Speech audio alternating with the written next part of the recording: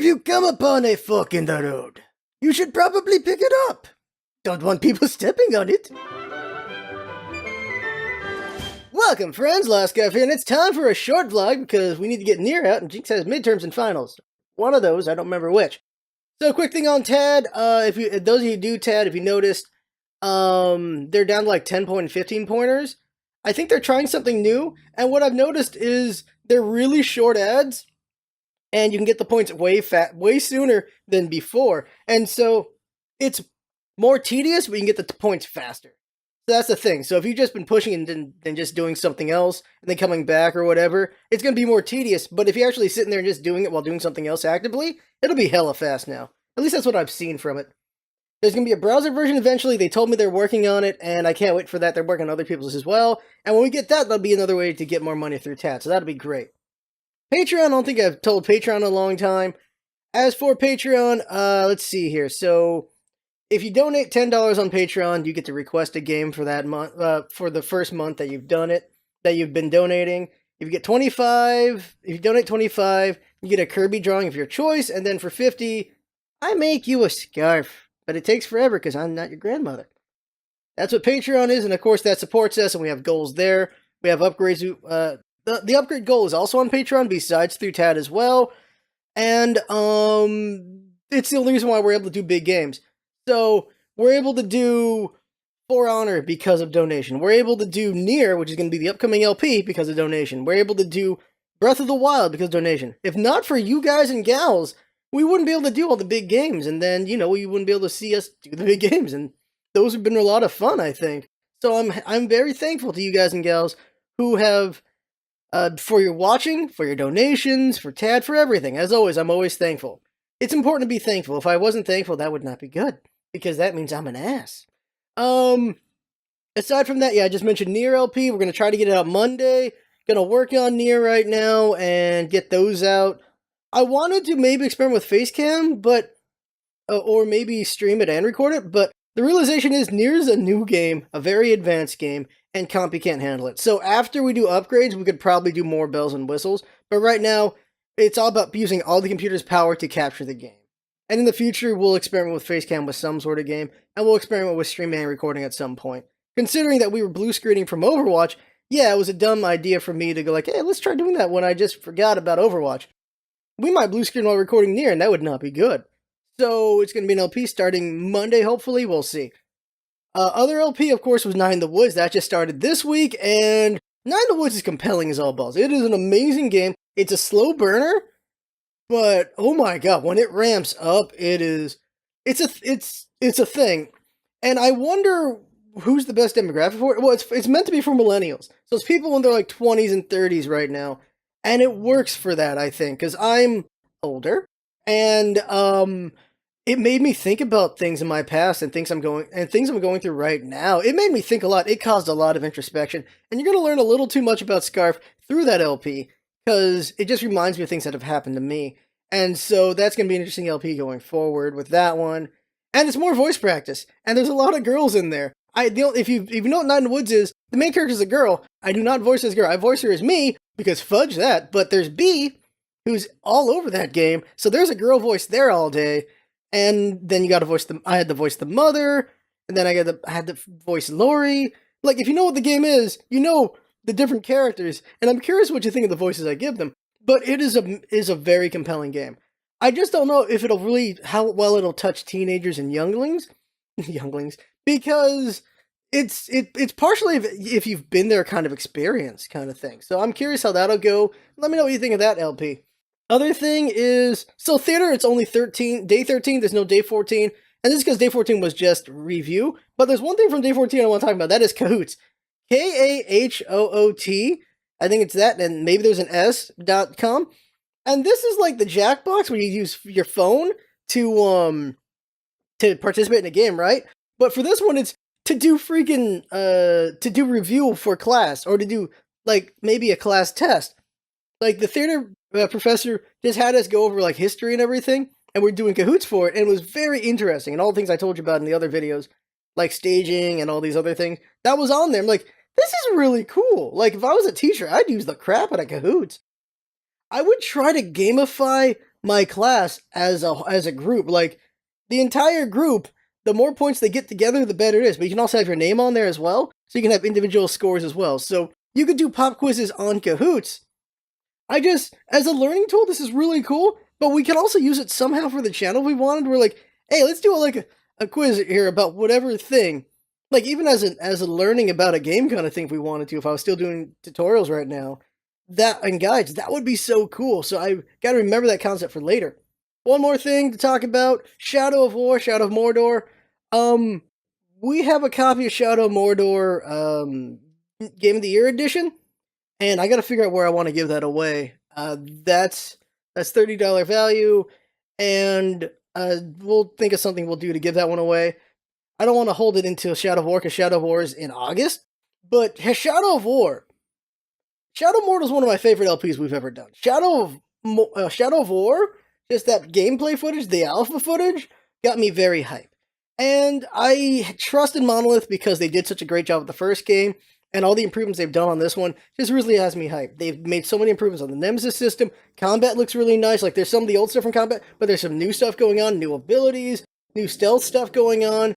The fact that there's more to do with your allies in the Nemesis system and your enemies in the Nemesis system sounds really, really awesome. It looked really cool.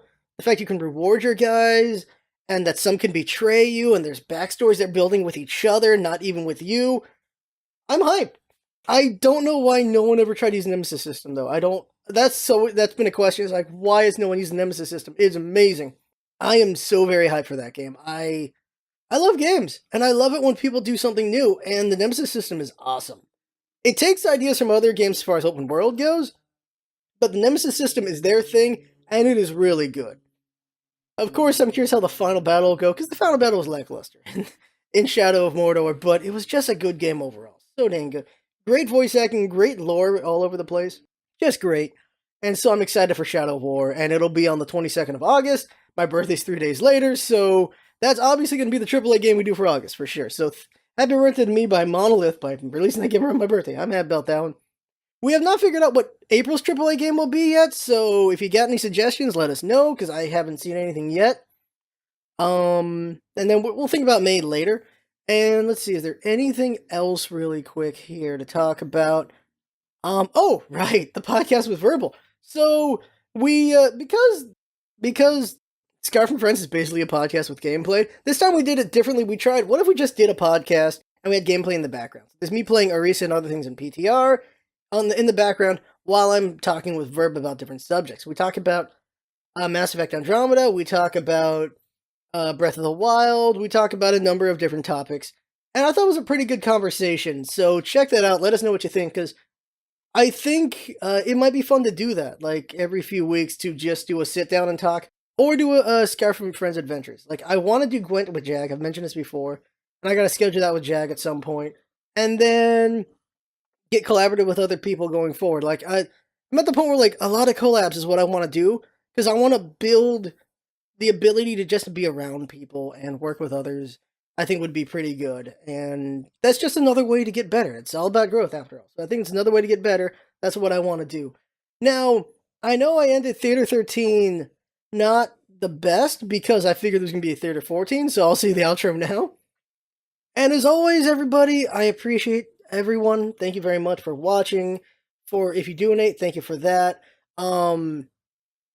Just thank you very much. Thank you. If you just enjoy the videos, thank you for that.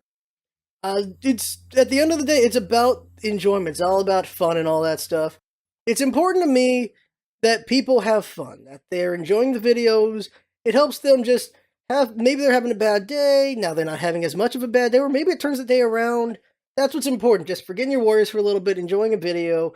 That is the goal, and I hope we're succeeding in that with a lot of people. I know it works for some people, maybe a lot of people, hopefully. And I just want us to keep growing, getting bigger and better in many different ways so that we can reach more people and just bring joy to more. That's the big goal at the end of the day. So thank you very much for being with us. Maybe this is your first week, first month, whatever. Maybe you've been with us for like 3 or 4 years. Thank you to everyone who's been around and who is around and who will come up someday, who has not seen this because this is in the past for them. But thank you to everybody. I'm always appreciative. Thanks a lot for everything. So I had fun talking, we had fun listening, and that's what it's all about, isn't it? Having fun, things coming by, and See you next time. Everybody, Theater Day 13 is going to be real quick because we got Neir and everything to get edited. Pretty sure I explained that early in the vlog, I'm sure. So real quick, we were on a stage and she showed us all the different stage directions and everything. We got to see the stage.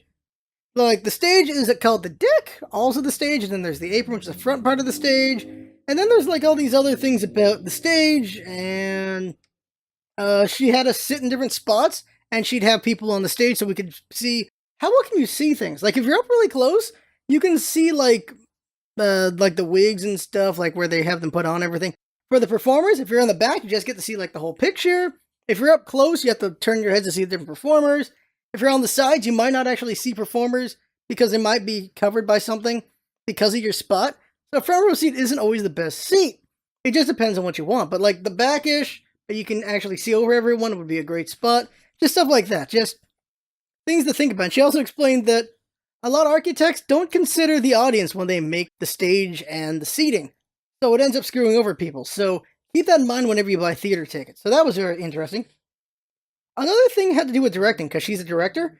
This is something I didn't know. When a show is done with a director, the director's job is something that really resonated with me. And that is that a director's job is getting the best out of others and to bring it out of people. So a director's job is collaboration. Everything's the director's vision. But what the director is doing is they're trying to get the best acting performance out of the actors, get the best set design out of the set designer, best lighting, all those things. So directors, it's all their vision. They're working on all this stuff. They're making it all work out. They're trying to draw things out of actors and everything. Everyone's supposed to be trusting in each other. Everyone's supposed to trust each other in how they're supposed to be doing things. But the director's vision is the main thing. And so he's directing, obviously. But when it's all said and done, they'll do like a practice week of previews where they'll perform with an audience. But when it's time for opening night, straight up opening night, when critics can show up and everything, the director's gone. The director isn't even going to see the show. The director is already driving to their next job if they have one lined up. They're done. They're going off to the next thing. They don't even see the show. They might, but they don't. At this point, there's no more improving the show. Which I found very interesting. If they got like a month-long show, the director's there for all the making of the show for whatever time before it goes live. And once it's live, the director's gone. I was like, that is interesting. Very interesting. We also got to see things with lighting and everything, where we got to see the all the light stuff up top. We got to see the booth where they do all the work on the lighting things. She was telling us about music cues and like sound cues and light cues. And she's like, some shows could have like 300 light cues and like 300 sound cues. And it's up to the tech manager or the stage manager to pay attention to all the cues and to tell the tech people when to do things. It's like, holy crap, that is intense. You have to know the inside and out of these plays. And just being able to know when to do these things, it's kind of amazing, really. And another thing is that theater uses all forms of art. It uses dance. It uses music. It uses a lot of things. It's like, yeah, it's true. Theater uses everything to its advantage. Another thing is that director needs to be thick-skinned because the director can't please everybody. This is the director's vision. The director needs to make this all work out, but they can't please everyone because you can't please everyone. So what does this go for the channel, like real quick? And for the channel, it is, I'm thinking in collaborative way. I'm thinking it's my job as a part of a collaboration to try to bring out something out of my partners, to be something open and something that can be worked with very well, so that we work well together. Like me and Verb, I think work very well together. Like all the collabs we've done, I think have worked out pretty well for the most part because I'm working with them. Like we're working together. Me and Verb bouncing off each other work out very well. Me and Hugo work out pretty well. Me and Jag work out pretty well. Gonna want to do more with them, so we just keep building on that. And I can just work on that for just any time I work with any person. If I can be open, and in a way, over time, if I do a couple collabos, I'll understand how a specific person works. And with that, I know what I can bounce off of them to make it work out. Like with me and Verb, there's going to be an upcoming like podcast pilot. And with that one, like we just want to see how it would work if we just talked. And with that one, I'm like, Verb's like, we might not even make half an hour. I'm like, I know Verb and I know me. I know we can do an hour. I know we can do an hour. If we end up going 90 minutes. Because the thing is, I know Verb's strengths from just talking with him a few times. Like, yeah, I think we can go for an hour. And we want 90 minutes. And so that's the thing. You just pick up on the strengths and weaknesses of those around you and use those to your advantage to make a good video.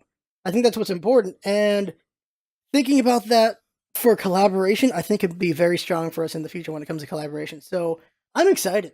So that's it for Theater Day 13. We'll see about 14. There might not be anything for 14 because I think it's just review for the midterm next week. But there you go. That's Theater 13. See you at the next thing.